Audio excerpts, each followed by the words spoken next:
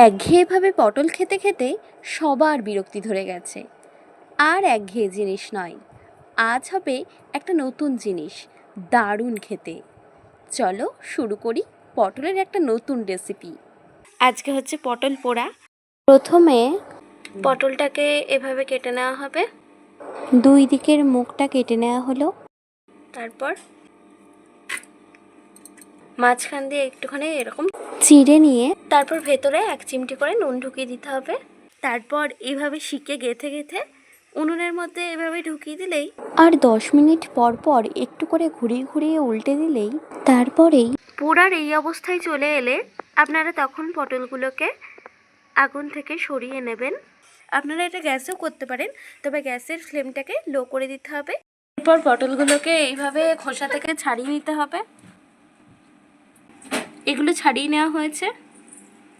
এরপর পেঁয়াজগুলোকে এভাবে ছোট ছোট করে কুচি করে নেওয়া হয়েছে। প্রথমে একটু সর্ষের তেল দিয়ে দেওয়া হলো, তারপর নুন, এরপর কাঁচা পেঁয়াজগুলো দিয়ে দেওয়া হচ্ছে আর কাঁচা লঙ্কা।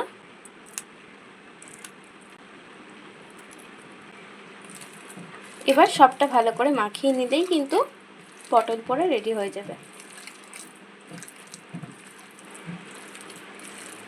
হয়ে গেছে পটল পোড়া, কিন্তু একদম রেডি পরিবেশন করার জন্যে। এরপর গরম গরম ভাতে সুন্দরভাবে পরিবেশন করে দিন পটল পোড়া।